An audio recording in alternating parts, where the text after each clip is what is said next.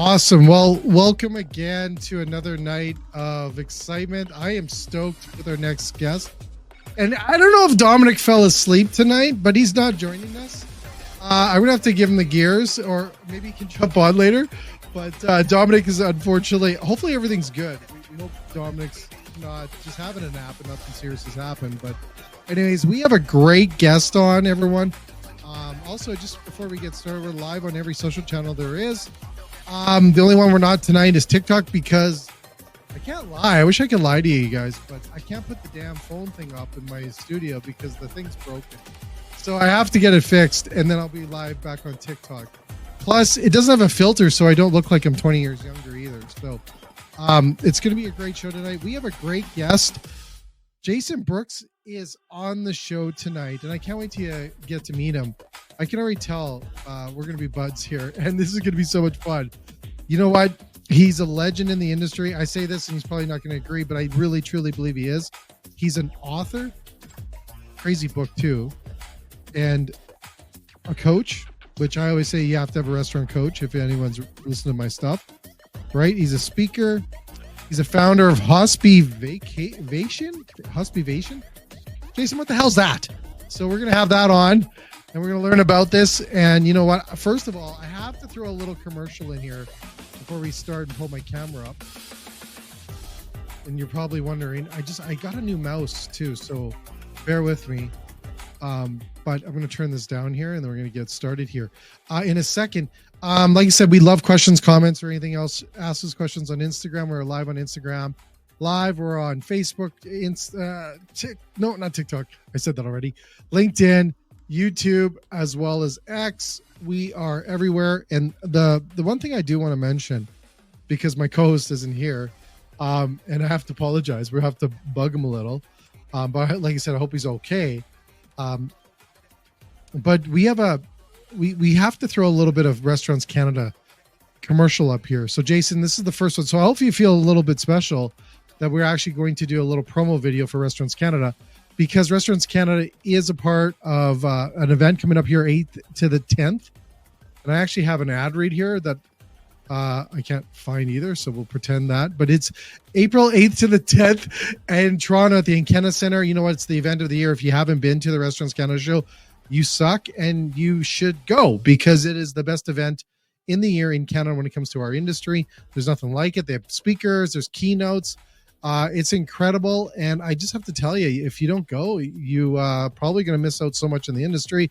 I've been there, I don't know how many years in a row, and every time I come back going, wow, that was bigger than before and more valuable. So I want to do a little commercial here for Restaurants Canada. Then we're going to bring this rock star Jason in.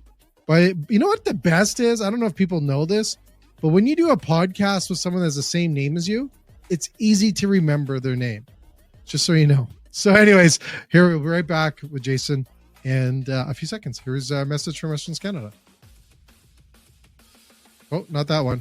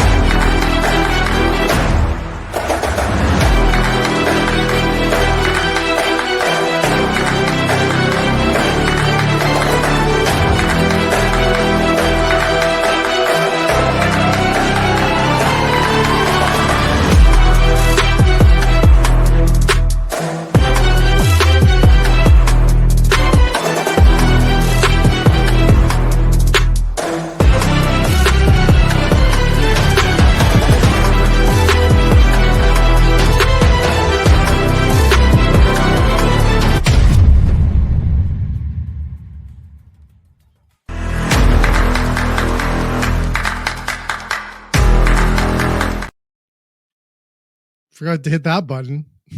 Dude, I tell you what, you guys from Canada, y'all be rocking out up there, man. I mean, goodness gracious. What in the world? That music was awesome.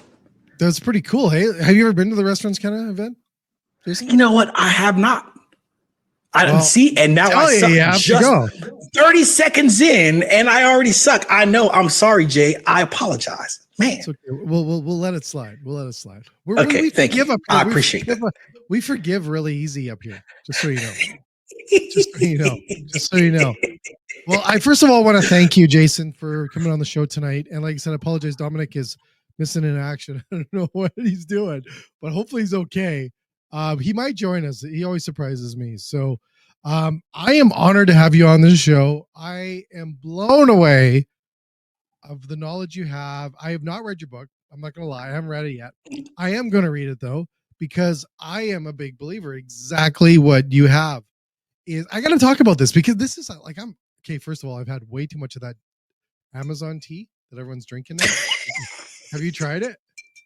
I haven't tried that either, man. I am behind on times down here, yo. I was going to say, But I do have some crispy water. I have this tea now. I don't know. Bloody TikTok got me drinking this tea. It's like the poor man's Ozempic, wherever it's like this. So get the hell out. Exactly. So I'm drinking it, and I tell you, it doesn't taste good at all. But anyways, I love this topic. So I'm whacked a little on caffeine, but I love this topic because I study about how to be a leader all the time. And I think that part of what I really see is the fact that we need more leaders in our industry. We don't have a lot of people in our industry right now when it comes to restaurants. Some true leaders that I see, it could be different in the US, but in Canada, we have some people out there that just kill it. And I can name a few off the top of my head instantly. And then we see a lot of people that go, you know what, we're just got the title and not necessarily really earned the stripes or earn the, the fact that you're a leader. And I love this topic. So thank you for making the time tonight. I know it's late there, to join us. So tell us a little bit about you. Let's get into it. Yes. So first, you're welcome. And just to let you and the listeners know, I will drop the whole book on your show. I don't care, because that's exactly what this book is made for. It's not made to be a secret. You can ask me anything, everything. I will go page for page, key for key, and go through the whole thing. So that is no issue. Now, my background, you don't have to start out washing dishes to be in the industry, but it just so happens a lot of us start out washing dishes. Now you don't have to, just be forewarned. But age 15, banging out dishes, mom and pop seafood restaurant, Fayetteville, North Carolina. And I've went through the ranks, man. I've been the key person on pantry, on saute, on the flat top char grill, the KM, the bar manager, service manager, the AGM, the managing partner, the franchise business consultant, franchise operations coach.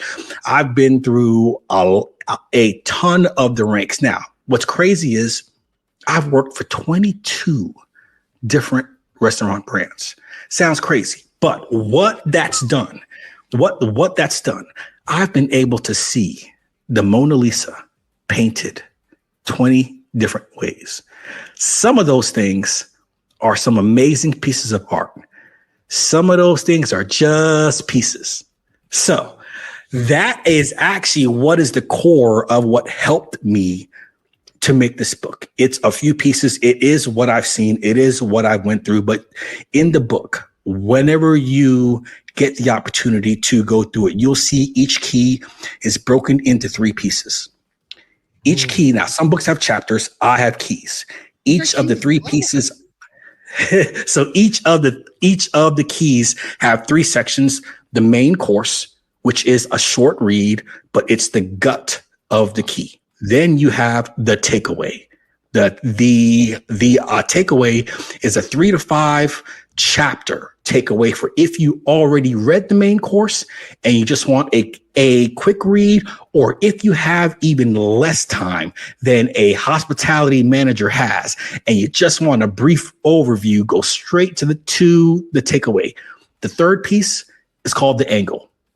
The angle is quotes from restaurant executives I've had the pleasure of working beside and or quotes that just work well with that key. And that is Every Leader Needs Followers. That's the title of the book. Every Leader Needs Followers, 10 Keys to Transform Restaurant Managers to Hospitality Leaders.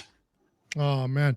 So let's get into this because I'm I feel bad. I haven't read it, but it's awesome. Like I just love this topic. Like and I gotta start. So let's get back into the beginning. Let's go the first keys here. Do you see this as I wouldn't say a problem, but are we challenged in the industry with not having leaders, Jason? I think we're challenged in the industry with one, trying to be something while remaining our authentic self. And two, we're also challenged with titles. And then three, we are also challenged with not knowing how to distribute work. So whenever you say, are we challenged with leaders? I say that we are definitely challenged when it comes down to sticking, for one, too much to the title, a manager or a leader or a executive. The average restaurant manager has to wear a managing hat, a leadership hat, and a coach hat multiple times throughout the day.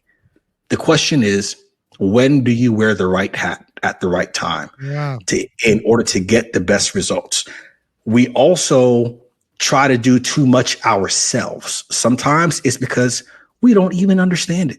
This is one of the rare industries that we will teach an 18-year-old kid how to run $1 million business on a profit margin that's about 7%.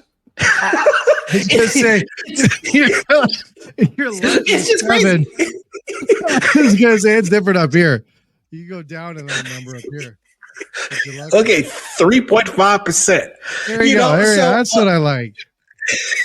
But we are one of the rare industries that does that. When you look at other industries, the gross profit, net income, the EBITDA, cash flow is so much higher.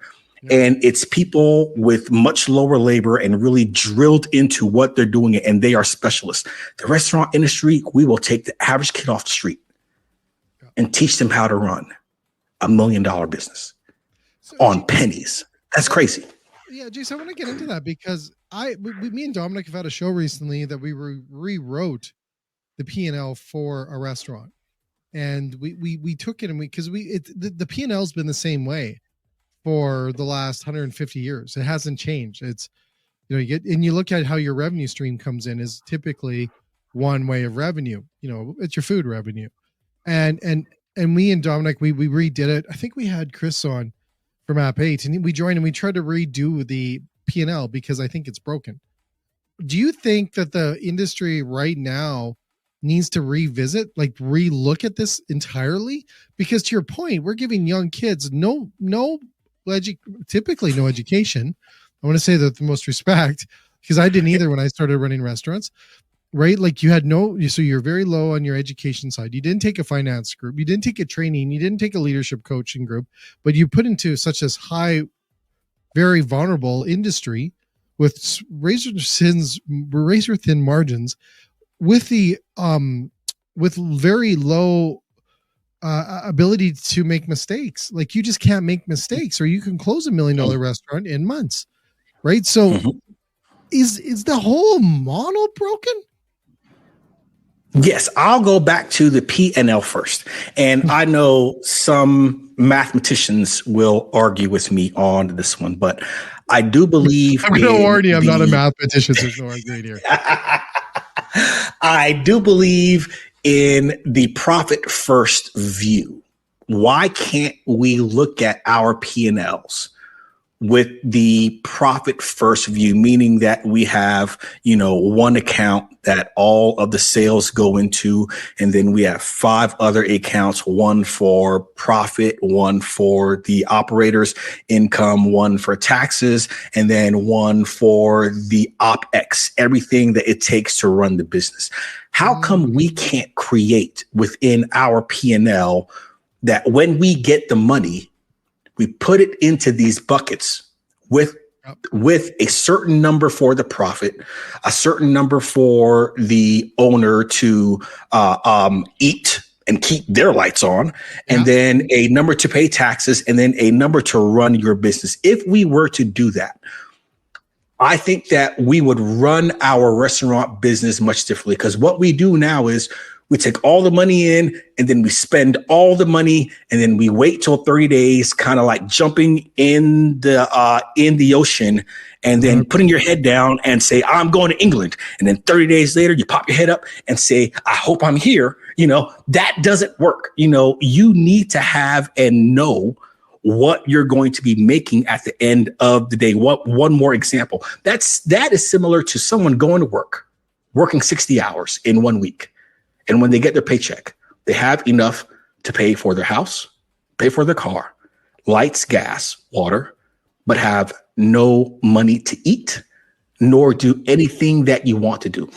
If we wouldn't do that in our own life, why would we treat our business that way? So to answer your question, yes, we need to relook at the P&L differently.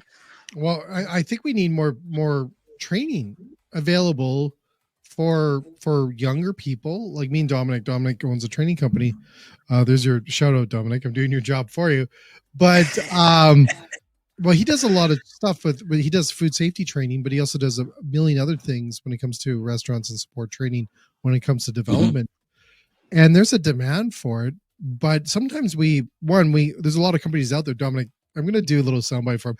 His is like really inexpensive. It's $24.99 and all these different training courses and stuff like this. He hits so many different people that's what they can afford. And when you look at these training courses and these different programs out there with a lot of different academies within our industry, there's some big bucks to buy, or you have to go to like an institution or a college. Forget about it. In a lot of the cases, ain't going to happen. Right. So I think we need to give more channels, and there is some great companies out there as well that are affordable for people, and you don't need to take it as, in a sense, you get a diploma or a certificate or anything like a degree. But I think we need to encourage more of that. I think more restaurateurs that are getting into the space need to listen to podcasts, need to digest. We had Troy Hopper on, and Troy said, hey, I this podcast, this social stuff, I just dived into it, and he's got like all the tricks it is, and he just drowned himself in learning about this stuff. And I think we need to do that. I think we need to encourage that in the industry, because one, it's tough, but no one's going to help you. Really, I don't think anyone's going to run over and go, hey, let me train you. I think there's a lot of people that need to have the opportunity to be able to do it themselves, make it easy for them and make it affordable. And we need to set that standard, because it's getting tougher. Jason, it's so tough right now in the industry. As you know, it is so tough. It ain't getting easier, and those margins are going the wrong way more and more. Even AI ain't going to help us there. But no, I don't think it will. It's just tough, and I feel so when I look at leadership in our industry. I really, well, first of all, it's great to have, books like yourself on here and to talk about these, because I think it's a first step in the right direction, is learning what leadership really looks like within our industry. Because I could tell you, I ran a restaurant. A lot of people probably don't know this. I ran a restaurant. Well, my 20 years is coming up with my company I'm with today. It's coming up on Friday. And prior to that, I ran a restaurant. I've been in the industry. This is my 34th year on Friday too. And 34 years in this industry. Congratulations. I know. Hey, isn't that nuts?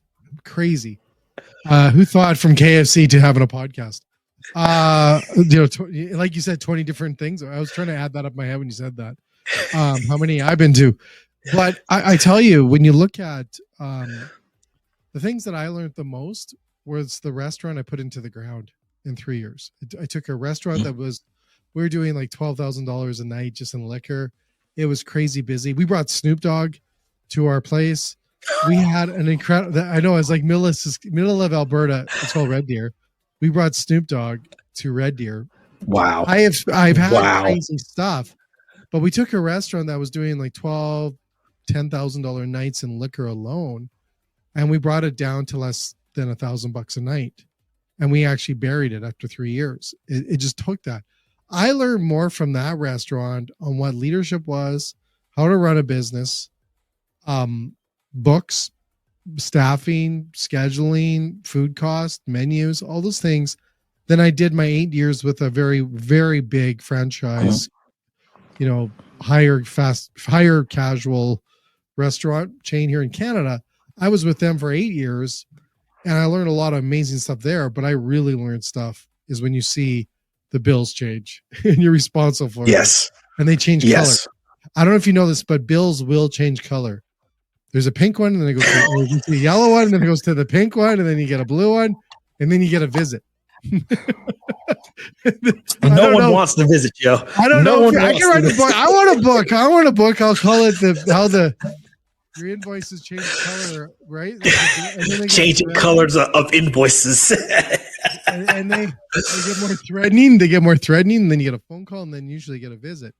I've been through that, but I didn't have a book. I had nothing. I didn't know where to go because, like you said, I was young, very young, and I got given this, big restaurant, casual, really funky place to run, and I had no idea. And that happens so much. So I think we need to encourage more and more people to read books like you have and understand what leadership is, because I think that's where it starts. I really believe it starts with leadership.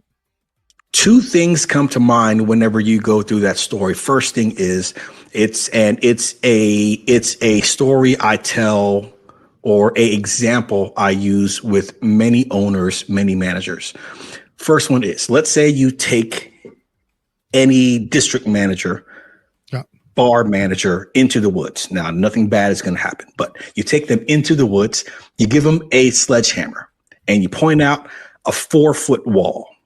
And you give them and you give them that hammer, and you say, I want you to knock down this wall.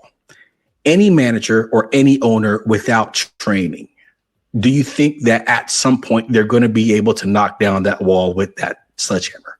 Yes. Yeah. Now, take the same manager into the woods, give them some bricks, some water, mortar, and a level, and say, I want you to build me a 4-foot wall and make it leveled. How many managers or owners with no training can do that? So whenever you talk about that story of, I took this business and I ran it down into the ground in 3 years, you are correct. That is very common. We know how to bring something down to the level of something that can be managed. And you are correct. We do need to change our view of coaching. I think pie in the sky now, but I think every single hospitality manager should get 6 months of coaching. And I say coaching because managing, leading, and coaching, 3 different things. You may not see it, but on the front of my shirt, it says manage, lead, repeat. Manage, lead, coach, repeat. That is the key that our managers need to understand. It's 3 different things. Managing is taking a group of people, knowing the parameters that you have to work in, knowing the budget where you need to get to by what certain time within what type of guardrails. We use managing more than anything else within our workday. There's nothing wrong with that. Leading is different, though. Leading is knowing the overarching goals for the company, for the industry, the challenges, what the next step changes. And also whenever you run into issues and a group of people can't figure out what the next step should be, the leader helps to paint the picture so vividly that people know what the destination is, jump on the plane while it's being built, and choose to do so because they can see that destination. But coaching is something different. Managing and leading is the mastery of big groups. Coaching is the mastery of one-on-ones, getting people to know where they are, where they want to be, and how you are intensively training them to get to where they want to go And it comes from you understanding them as a person versus dealing with the big parameters or the industry. Whenever we can get coaching into our industry, we can do so much damn better than what we are currently doing right now. So, okay. So, oh God, I'm so happy we have you on the show, because I just did I did a webinar last week. I did turn the audio on this time when I did the webinar, and it was about coaching versus consulting. Yep. So I did a webinar on this and really started to look at this, because back in the day when I started, there was consultants. And there's nothing wrong with consultants. They have a place, everything else. Yeah. But I really believe today every restaurant needs a coach. Do you believe that, Jason? Yes, and I do, because I'm gonna use one more example. Okay, I'm full of examples. Just I know, I love it. Know this. All right, so my son, I will send you one, Jay. My son plays sports. He is a 16-year-old sophomore. And he's been playing sports since the age of 7. Now, at the age of 7, you can play AAU basketball, AAU local basketball. At that age, it's someone's parent that's yelling at you. You're running down the basketball court. You are all kind of traveling. They're smacking your arms, all kind of fouls, no whistles. Chuck the ball up. It doesn't matter, because you are 7. All right. Now, you can keep playing AAU, and then you get to middle school. At middle school, you're now into scholastic basketball. You now have a coach teaching you basketball skills and drills. All right. So you can actually be coached in AAU and coached in school. And these kids are being coached for 9 out of 12 months of the year. Then they get to high school. Now they're being coached by a team of coaches that are showing you more advanced techniques. You can still play AAU at this level. If so, you're being coached as a teenager, 9 out of 12 months of the year. Then you get to college. In college, no more AAU. They are training you 4 to 6 hours per day, nearly year round, and they're getting you ready for the WNBA or the NBA. In the NBA, as you know, there's 82 games in a season, not counting preseason nor playoffs. At this level, players are getting paid tens of millions of dollars. And yet still, there's a person on the sideline screaming at you who to cover, when to fall back, when to press forward. And at the break of every play, they take everyone that's even not playing on the bench and go over what the next play is. And all of this for a ball and a hoop. But in our industry, we have people that say, I don't need to coach my team. I don't even need huddles. I pay my people $15 per hour. Yeah. They better know what to do. That's why coaching has got to change, even when we look at as we get older. So our kids can be coached 9 out of 12 months of the year, but we say, well, because I'm 30 now, I don't need coaching. That's incorrect. So I got to throw something in there, Jason, because I got to share this with you, because I found this out as well. And this is to that point. I'm going to name these people. And this is what I found out. Oprah Winfrey has a leadership coach. She has a coach. Bill Gates has a coach. Serena Williams has a coach. Tony Robbins actually coaches her. The Facebook CEO and the former CEO of Google all have coaches. These people don't need coaches. Like they've done well, but they have coaches. And I get goosebumps just thinking about that, because not only do I think every restaurant needs a podcast, but I do believe every restaurant, and I believe, like you said, every leader and manager or owner needs to have a coach. I absolutely love this, because I wish I had a coach.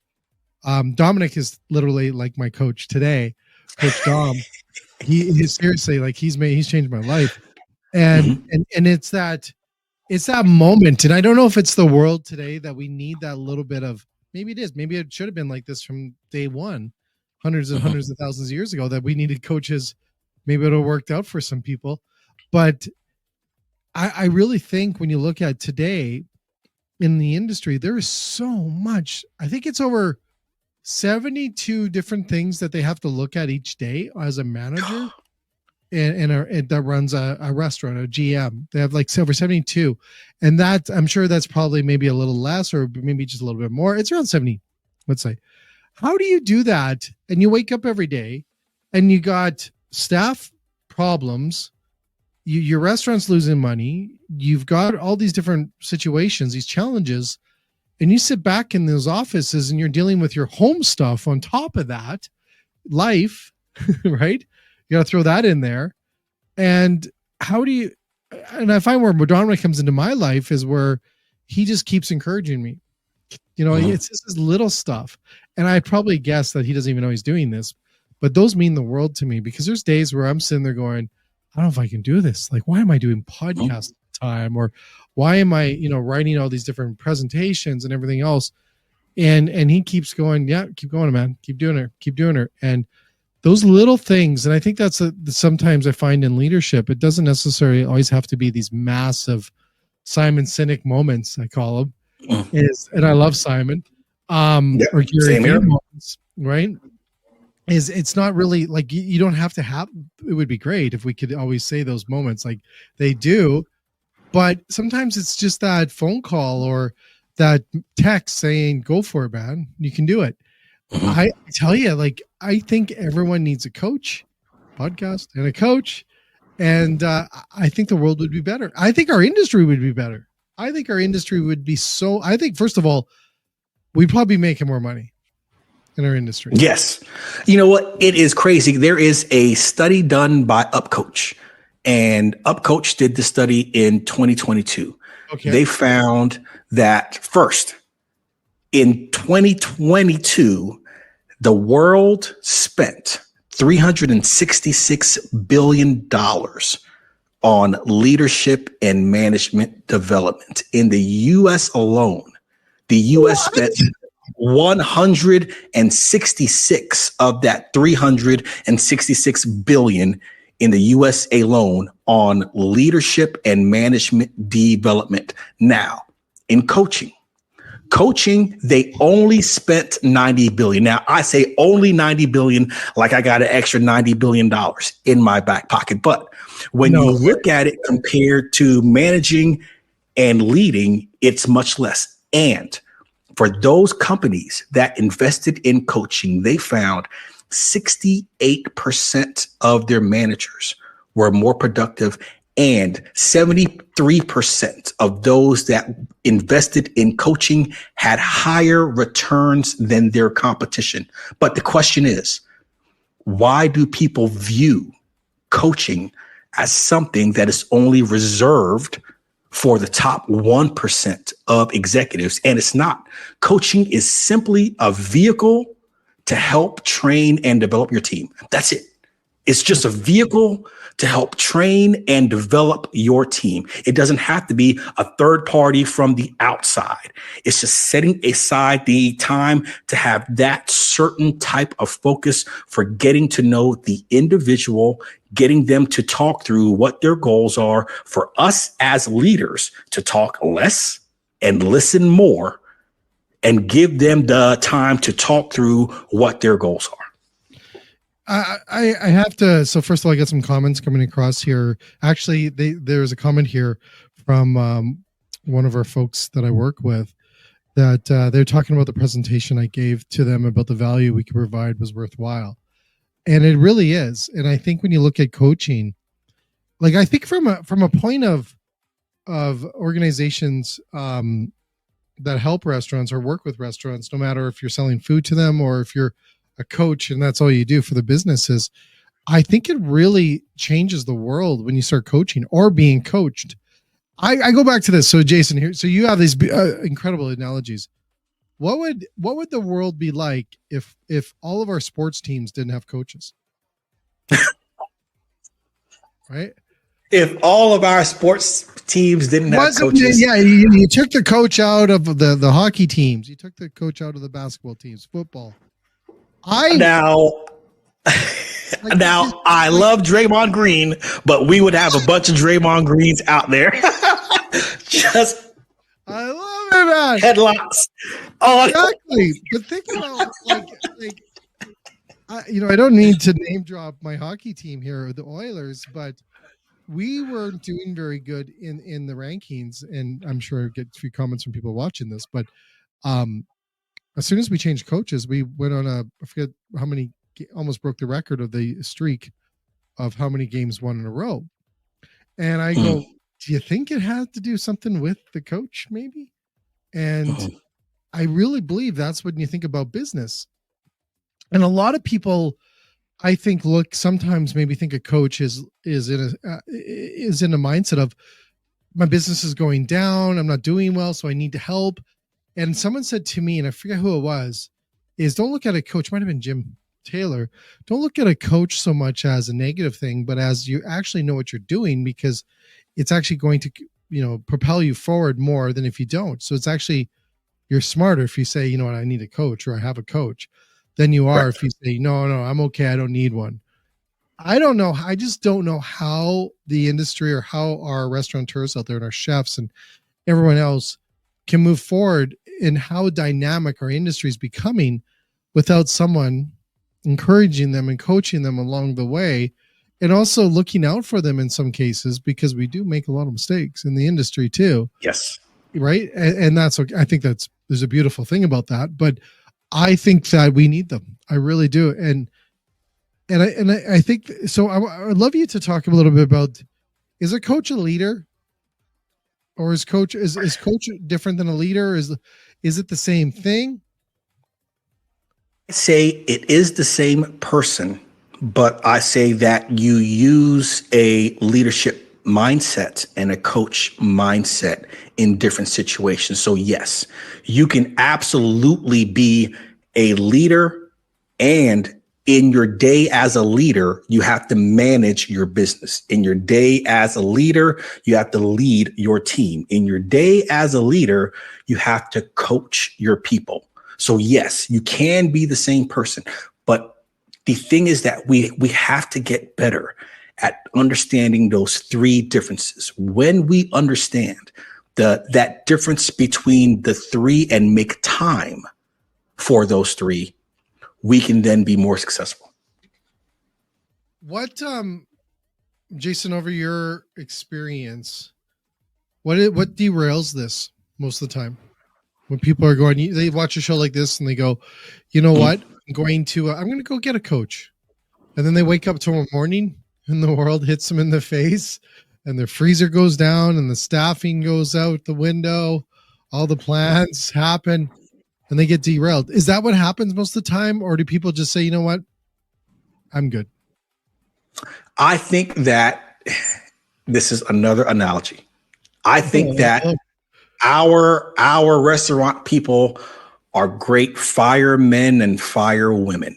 And whenever a fire happens, we know, because one, we're walking through our restaurant like the Terminator, neck on swivel, 20 feet out, 20 feet wide. We are just looking for the next fire. Soon as we see that smoke, we grab our waste, grab that fire hose, and we are just pouring on it. Whoosh. But if you think about this, okay, and most managers listening to this, most owners listening to this can picture themselves. They know that they are going to go put out this fire. But when you are a fireman or a firewoman putting out a fire on a building, you're looking at one side. You're looking at only the front of the building, and you're putting out one fire. Our challenge is we have to stop being fire women and firemen and start being fire chiefs. We have to start fire chiefing. Fire chiefing means that we are the ones directing our firemen and firewomen to go cover the different sides of the building while we're looking at the whole event in order to make sure it's truly extinguished. That is the challenge. Do you think we kind of, and I know this is going to sound maybe bizarre, do you think we kind of like it when things kind of go sideways? Like, hell yeah, because we are sideways monsters, yo. I kind of like that. Okay, right? Well, we kind of like that edge. Yes, because there's also times that we get into this business because we don't want to get into the business end. Anything that can distract us from the business side, we're like, yes, I'm going to go do that. I'll be right back. And then you go do your thing. And some people enjoy that. And that's why I, again, go back to manage, lead, coach, repeat. You have to understand those three things separately so that you can say, you know what? I've been doing a way too much of this and I haven't done any of that to help move my team, my people, my business forward. I love it. Oh, let's see. Dominic's waking up. Oh, sorry. My phone's lighting up. Hopefully everything's okay there. He's probably like watching us right now. No, it's okay. I won't repeat what he said. Okay, good. It's all good. Good. It's okay. I'm in debt to him forever. But I do want to bring your book up here because I do want everyone to see what it looks like here. So I'm bring up on the screen.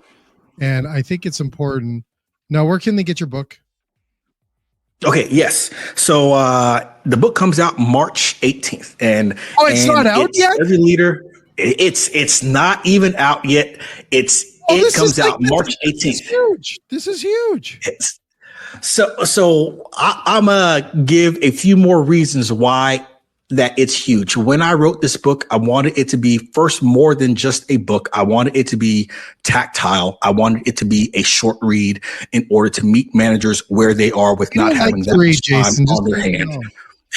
We like pictures. We just like pictures and moving pictures called TikTok video.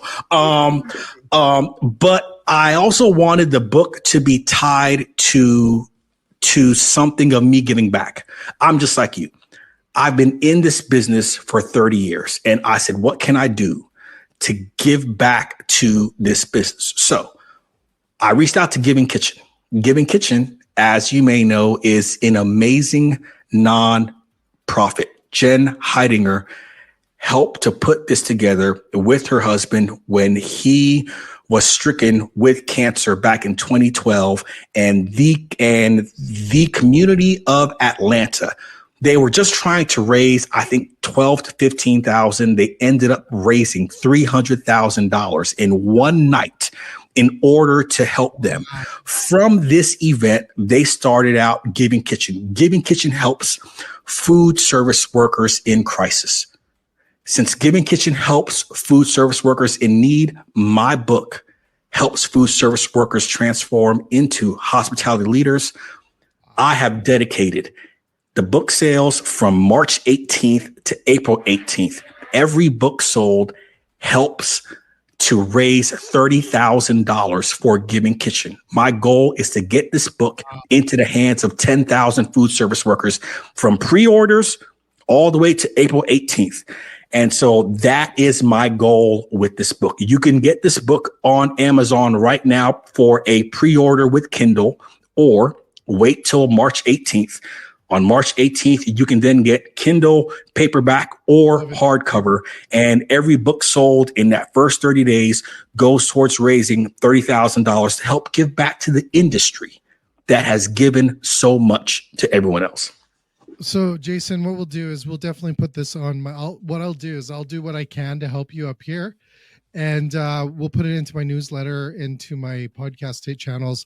I'll repost it every day for you. How's that? On my channels every day for that whole time up to April 18th. And because this is awesome. And I believe in that as well. We have to give back into this industry. This industry has given me an incredible life. And I'm just so grateful. And I'm grateful for people like you to come in here and help us, right? Like it really is. It's huge. So I got goosebumps from you. I am so excited to meet you finally and to take the time late night on our late night show to join us. It's incredible. We need more people like you. We really do. And you're leading the way. Thank you, sir. And that's the big thing. I think I told someone today, I was coaching someone this afternoon, and I said, it all starts with yourself, right? You have to lead your team. You have to be the inspiration. And we need to inspire again. I think we're forgetting to inspire And I tell you, inspiring people with this book. I know I can't. So I'm glad I didn't say I read it, because I would have lied, and I can't lie. If everyone knows who watched the show, I really suck at lying. But I'm going to order it, and then like I said, I'll put it up on my channels. I'm going to put it in my newsletter, and then I'll repost every day up to the 18th of April for you on my channels, and people can order it. And that's incredible. You are incredible, Jason. And I just want to thank you so much for joining us on our late night show. Dominic, you missed a good one, buddy.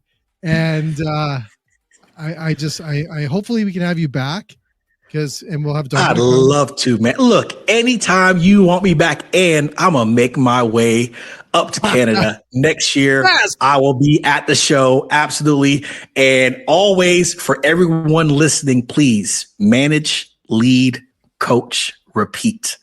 Let's make this industry better. You know who I need to introduce you to is that we have a gentleman up here, Matt Rolfe. I don't know if you know Matty. Matt is a good friend of mine. He's I call him Canada's restaurant coach, because he is incredible as well. And you guys, I'm going to connect you to, because there's some synergy feeling it. And he's got the same thing. He gives back so much as well, and he helps so many restaurants out and leaders on becoming better leaders as well. So you guys we need more of you in the industry. There should be millions of you.